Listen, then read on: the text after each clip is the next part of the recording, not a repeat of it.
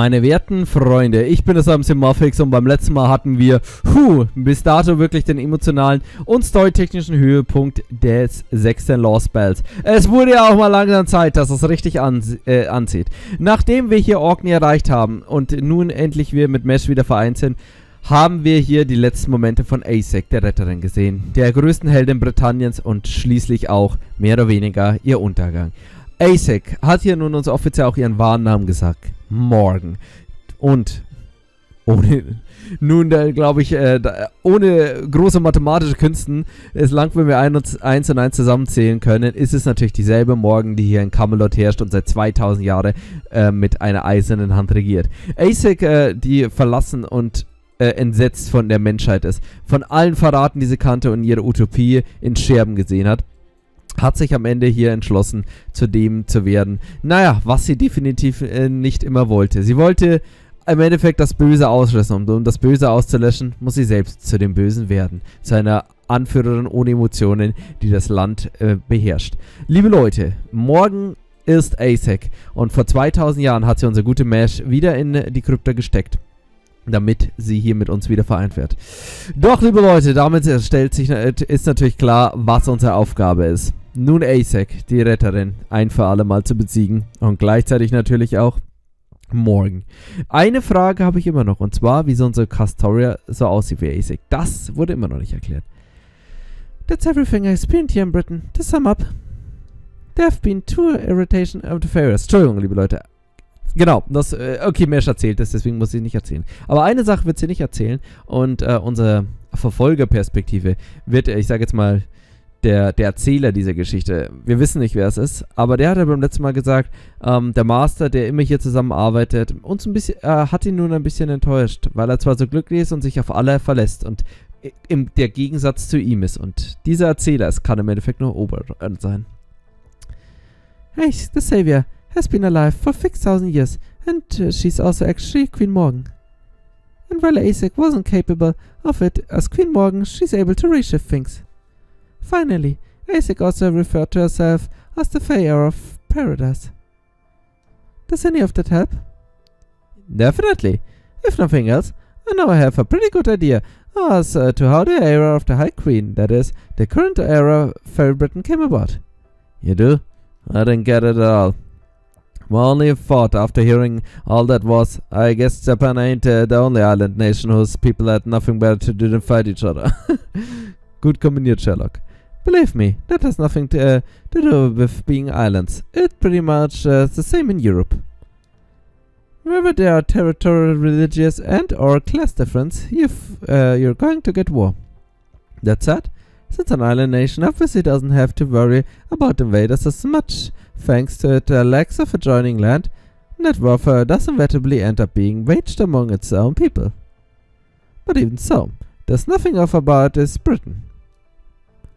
Sure, it's had more than its share of problems like that, lack of island, lack of humans, and a different ethnic group taking up residence in the form of the northern fairies.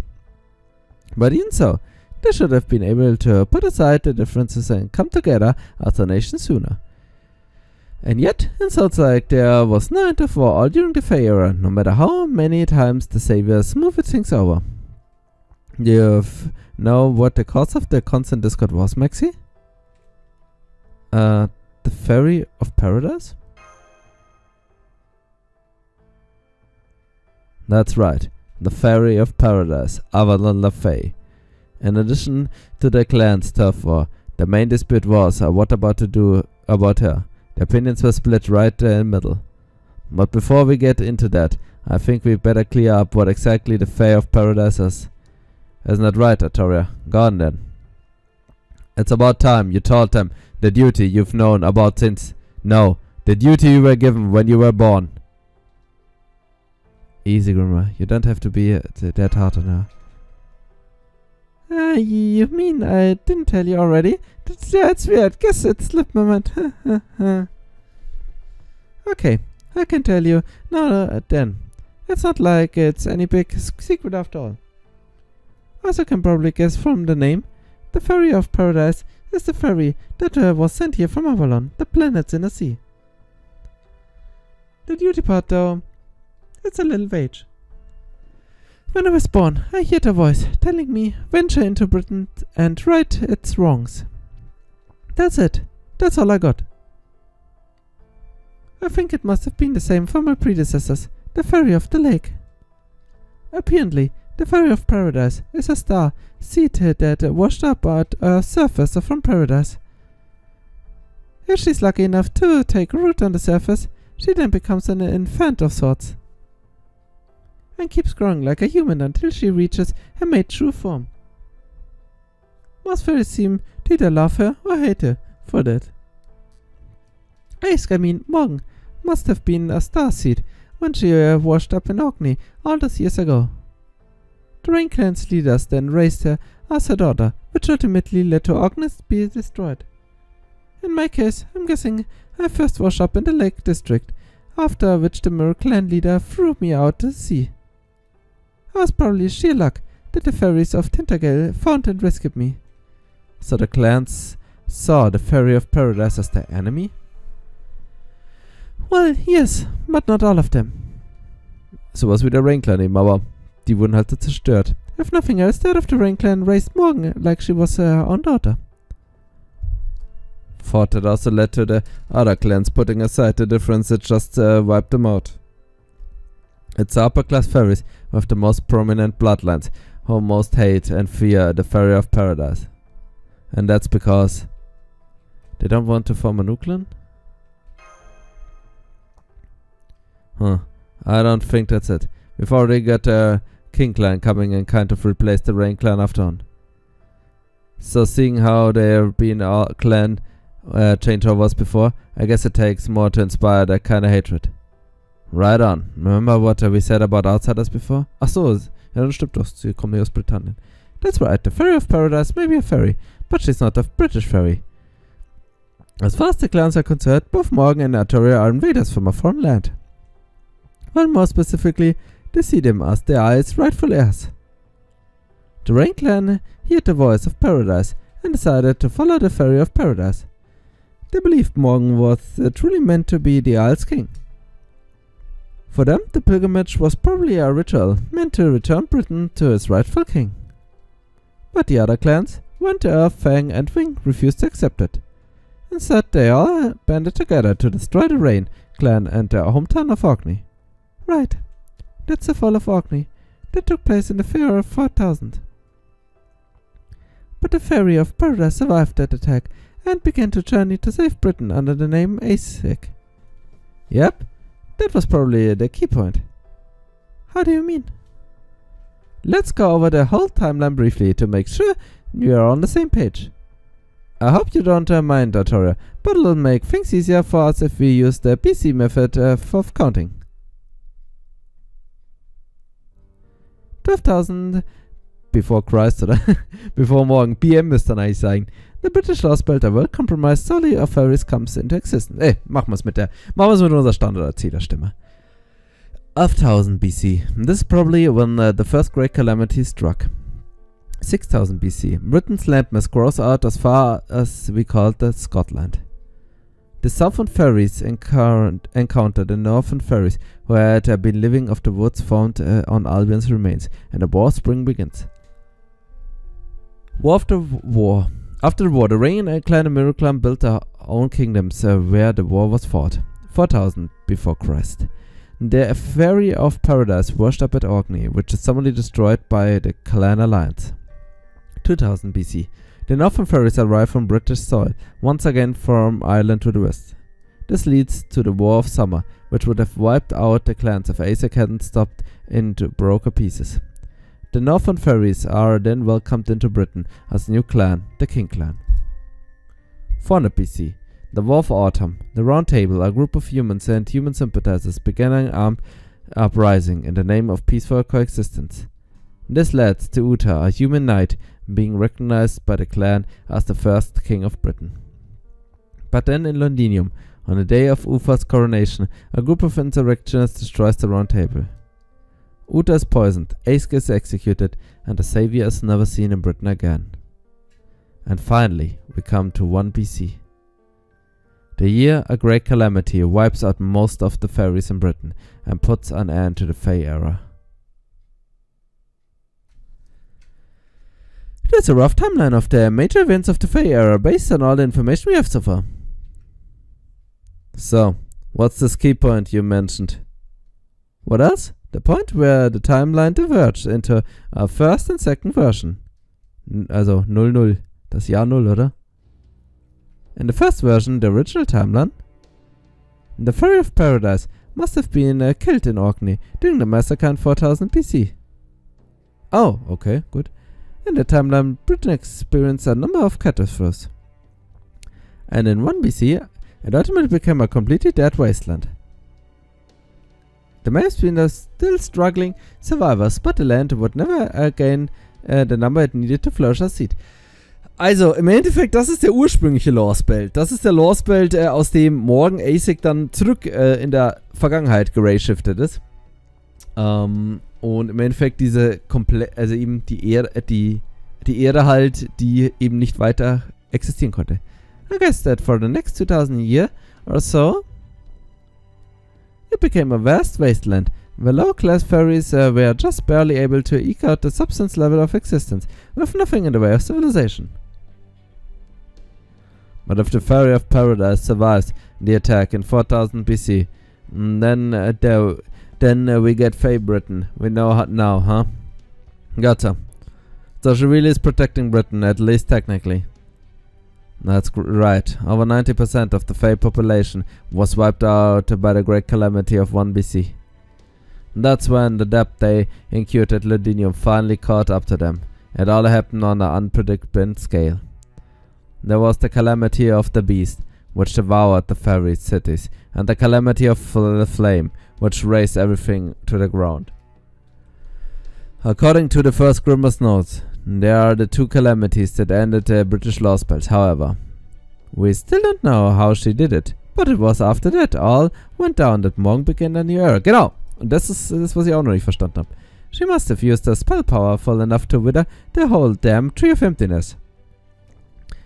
And that was when she stopped the British Lostbelt from ending there and revived it as Fairy Britain.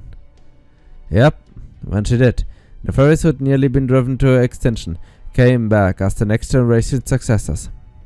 And just a few months later, things were back to normal, with the clans at each other's throats again. That was when the Vader appeared, one that had all the fairies quaking in her boots. She came from Orkney, Britain's long-forgotten north, and storms come with her. Once again, the fairies banded together to try to kill her, but she was far stronger than all of them combined. And so, the invader dominated all of Britain fairies herself, and built the castle of Camelot besides the pit as a sign of her dominance. That invader was Morgan, and the war her invasion began was the War of Winter. It's the event that ushered in the first year of the era of the High Queen, or 1 AD in proper human history. Und das war der Beginn der Ära der Unkönigin und seitdem 2000 Jahre Stillstand. But so what? However, she might have ended up there. Morgan's still a threat to proper human history and we must be stopped. So, also another Fairy of Paradise like her. You're the only one who can defeat her and return Britain to the way it should be. Right, I guess so. Oh, what do you think, Matt? Do you want to fight Morgan? I did think of Queen Morgan as a friend. But I'm still willing to fight her. I promised Bogart, Rob, Wag, Winky, and so many others that I would save the fairies of Britain. I'll try talking to her first, of course, but if she won't listen, and fighting is our only option, then I won't hold back. I may be ASIC to save his friend, but I'm not one of Queen Morgan's knights. Right, of course, man, she's so responsible. Are you done talking now? Then hurry up and ring the bell so we can back here to Britain already. I don't know about you guys, but I've had enough of this call, plus the others are probably worried about us. That's right, Habertot is here too, Mesh. Oh, I'm sorry, I didn't catch your name. Habertot was it? You must be one of the fairies who've been helping Semper out on the journey here. It's a pleasure to meet you. Huh? Thanks, but you really don't have to be formal. I'm just kind of along for the ride. War das, was Das war das, was hier morgen, also Ace erzählt hat, nämlich, dass sie die Erinnerung hier an Habertot eben auslöschen muss. What's going on? What there's to say? This is how it is. I mean, when did I say she and I were friends, or even acquaintances? I'm just a guide, that's all. And now that's my job done, I came back to take it easy. Huh? I mean, sure, you did just kind of show up out of nowhere. And even though you've been great about keeping Max's spirits up, we never did learn much about you. So why did you do all that? And how do you already know Grimmer? Oh, that. He and I met here a long time ago, right, Grimmer?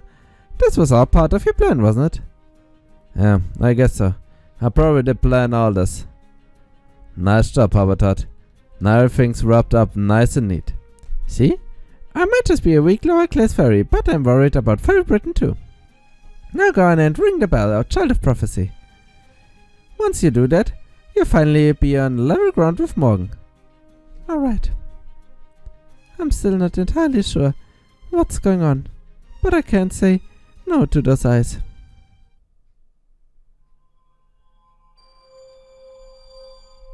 Song of Paradise, voice of the inner sea, you were born to be selected to decide the fate of this land and to see justice done. The bells of the bones of Inception shall show you the way. Forgive us these sins.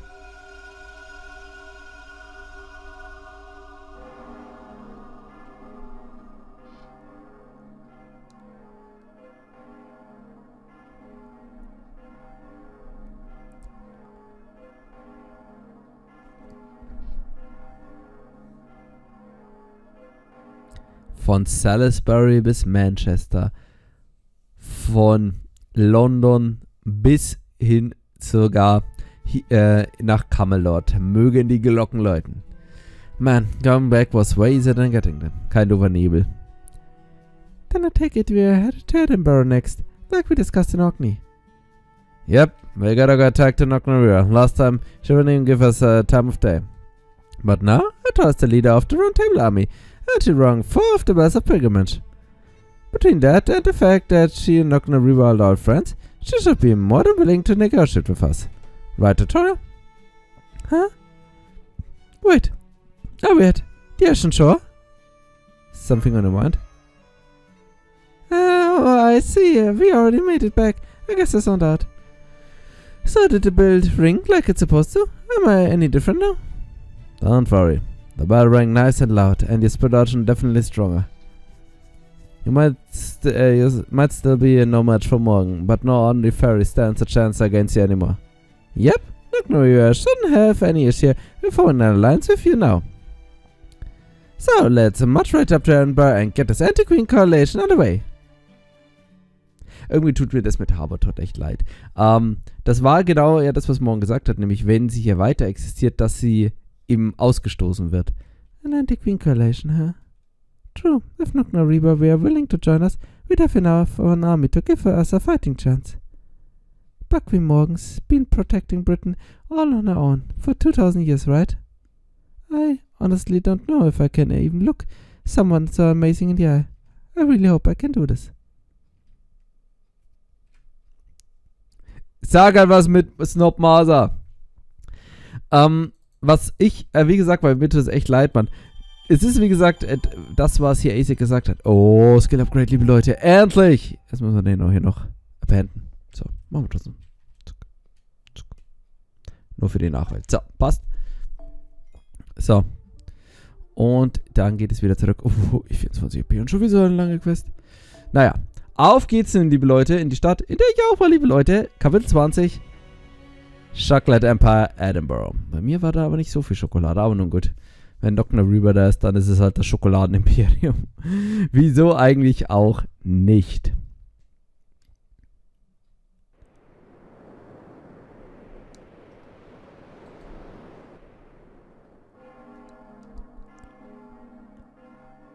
Hört ihr die Glocken, meine werte Königin?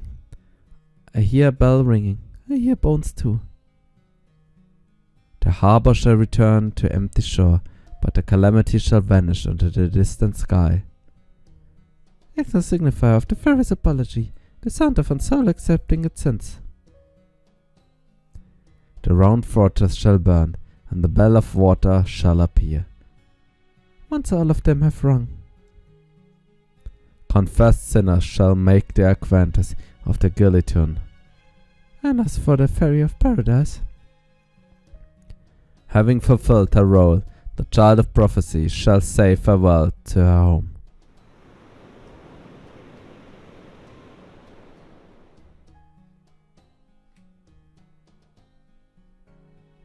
Yes, I offer fairies no salvation. I shall defend my land, nothing more. I will save the fairies. I will carry out the duty I have been given. With all the magic energy I have stored in this throne, I have nothing to fear from the great calamity. Furthermore, only a chosen fairy can sit in this throne. That throne is a sign that my pilgrimage has ended. It's key to keeping Britain alive. Avalon le Fae, the anchor of paradise. You are neither like other fairies nor that foreign mage. You have been chosen. You are neither a rebel nor an invader. You are the staff of selection's chosen wielder. You and you alone have the right to bring me to justice, fairies sent from paradise. Even should you fill the oceans with the blood you shed in battle against me, you would be innocent of sins. I've been chosen. I'm not like the fairies of Britain, or my king of knights self from proper human history. I'm neither a rebel nor an invader, no matter how many fairies I killed. Because of war I begin, I would still be free of sin. If you wish to save Britain, you must defeat me and claim the throne for yourself. Go then, fulfill that absurd prophecy if you can. You should know better than anyone that you have no choice. That's right. Defeating Morgan, the Fairy of Paradise, who forsook her duty, is my only choice if I'm going to save Britain. But what happens afterward? What happens after I do something I don't want to? Something nobody wanted me to do. I'm a Fairy of Paradise too. Is there anywhere I can call home?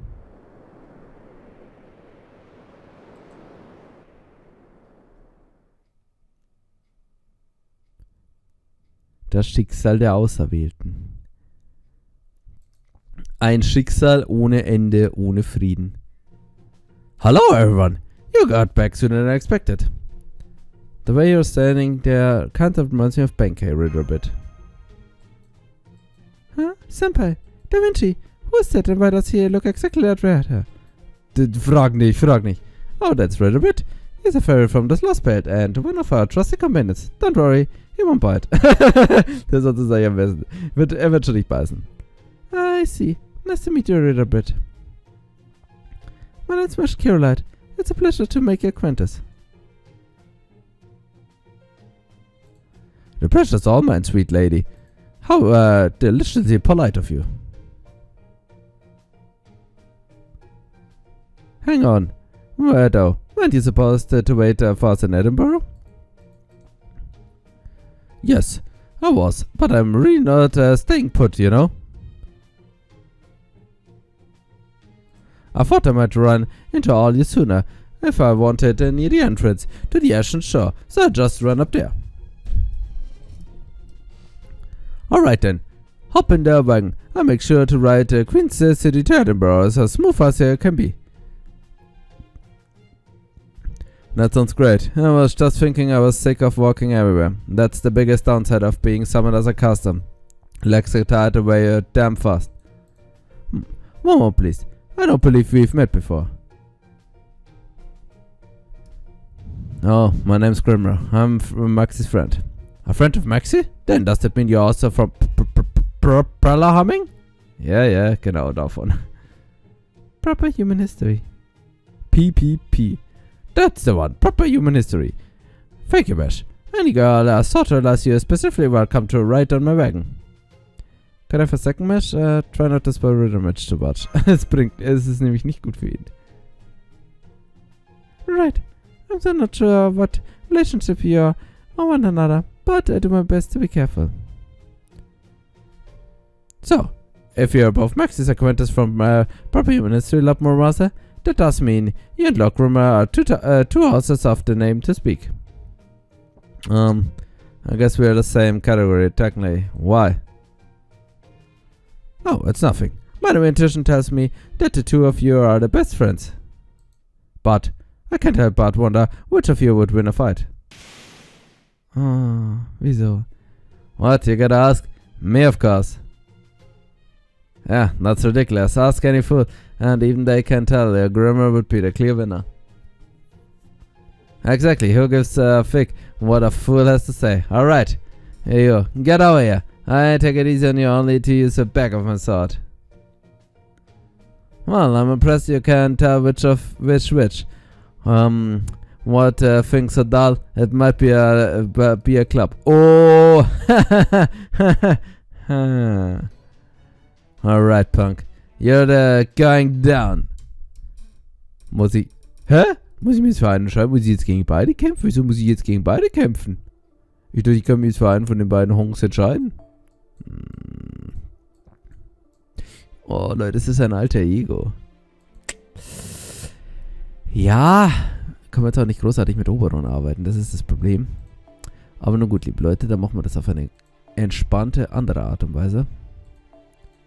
Nämlich auf die Buster Crit Art und Weise. Und die Buster Crit Art und Weise besteht nämlich so Roma! Und noch mehr Roma! Und ganz viel Roma! Frage ist, brauchen wir Oberon? Ich weiß nicht. Ich glaube, wir schaffen es ohne ihn. So. Sehr random der Kampf, aber ist ein guter Kampf. So. Zack. Auch wenn es mir jetzt immer besser gefallen hat, wenn man sich aussuchen konnte, auf wessen Seite man steht, so wie damals in diesen netten Fights mit Oberon. Roma carried das schon. Oder warte mal. Oh, ich habe eine sehr gute Idee. Warte mal, Atlas. Genau, aber dann können wir gleich mal unsere fetten Skills zweimal aktivieren. Also, liebe Leute, dann machen wir jetzt ein bisschen Roma-Action, würde ich mal sagen. Ich hoffe, das ist lang gegen die beiden. Wie gesagt, Alter Ego ist hässlich. Wir haben ja keinen Servant, der Class Advantage hat, außer Oberon. Aber leider, da wir noch einen Cast haben, ist das nicht die optimale Party. So, ich bin jetzt sehr gespannt, wie es weitergeht. Wie gesagt, jetzt glaube ich, kommt erstmal wieder leider ein bisschen Abschnitt jetzt mit Nocna Reaver oder so. Erstens, was Map ist und zweitens, weil es halt wird jetzt so sehr viel wieder so, ja, ich bin die wahre Königin. Bitte kämpf gegen mich. Spiel, ja, komm, stürz halt einfach ab. Bevor du mich nervst, stürz halt einfach ab, Mann. Und das ist jetzt natürlich nicht so geil nach, besonders hat diesen coolen Abschnitt mit Melusine, über die wir es herausgefunden haben, jetzt hier über Morgen bzw. ASEC. Also, eigentlich muss es jetzt richtig weitergehen. Aber im Endeffekt deutet jetzt wirklich alles darauf los, dass wir wirklich langsam in den großen Kampf ziehen. Ich meine, klar, die Fae ist ja noch da. Bis jetzt haben wir eigentlich mit der Ausnahme von Sif relativ positiv mit allen interagiert. Natürlich wird es aber in einer großen Schlacht zwischen uns enden. Das haben sie uns ja auch alle gesagt. Magiers! Das ist die Rache für meine Senquots, Mann. Hast nichts anderes verdient. Und wenn das Spiel mich jetzt doch nach einer halben Stunde mal kämpfen lässt. Leute, die Ladezeiten dauern inzwischen länger als die eigentlichen Kämpfe, Mann. Dankeschön. Dann, liebe Leute, wird es, wie gesagt, bald zum großen Kampf kommen. Also, los geht's. Du bist besser? Du bist besser? Ihr seid alle Waschlappen. Wisst ihr, gegen wen ihr alle Waschlappen seid? Gegen Roma. Den Roma-Paar. Und wir sind Roma. Und wir haben Roma.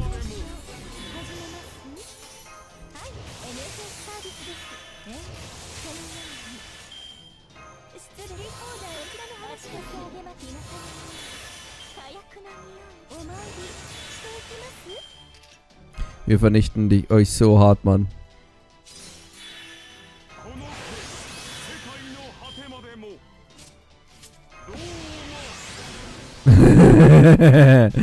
So. 2 Buster, 3 Roma-Stacks. Ach, 4 Roma-Stacks, stimmt, das ist so mega nice. Ich hätte mit Baser 2 verpasst. Das Ding ist ja, weil wenn man seinen Skill zweimal aktiviert, also seinen dritten Skill, dann verpasst er ja nicht nur einen Stack an Roma, sondern gleich 2 Stacks, Mann. Das ist so mega nice. Junge, Mann, Neutral Damage, Mann. Der nice, Mann. Und das ohne Oberon. So ohne Oberon, 300k Damage, Mann. Nice, was. Theoretisch, wie gesagt, hätte man es noch mehr stacken können. Hätte ich davor nochmal die eine Arztkarte drauf können. Aber es war halt doch für die Idee, dass wir es eventuell nicht schaffen. Der nice. And the winners, neither of you. The truly strong don't get into Super Boss. Artorias got you both there. Cigarette! Artorium! Hang on, I don't really lose. The only reason we technically lost is cause Grimmel's so-called mage ass doesn't have a single support skill. I was supposed to know you're such a crap warrior, you can't even defend yourself. Besides, even when it comes to guts, I've got enough for a boatload of Vikings. Both of you, shut up and get in the ring! We need to get to Edinburgh today, damn it! Aye, ma'am.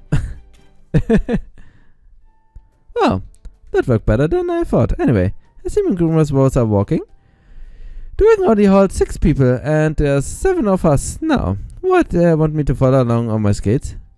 That's okay. I'll just try it, don't read a bit. I beg, you don't mind read a bit? No, that should be fine. A little fairy like you won't affect my performance at all. But we're still quite fun off. Won't you get caught riding outside? I could always run alongside the wagon. Don't worry, I'll be fine. I'm used to a cold up here. Oh, right, let's go, Maxie. I know there used to be a village in Edinburgh a long time ago, but I don't know what become of it in the era of the High Queen. Cause, given Knockner Reapers, disaster for humans, I doubt it'll be more than a handful of people at the campsite. So, also liebe Leute, nun mit der ungemütlichsten Dame des Lostbelts. Zumindest mit der aufbrausendsten Dame dieses Lostbelts müssen wir nun interagieren. Und das wird natürlich auch auf jeden Fall interesting. Also liebe Leute, machen wir jetzt nun erstmal einen kleinen Cut. Und beim nächsten Mal geht es dann weiter mit Fake Order. Und das heißt auf nach Edinburgh. Bis zum nächsten Mal, vielen Dank und auf Wiedersehen.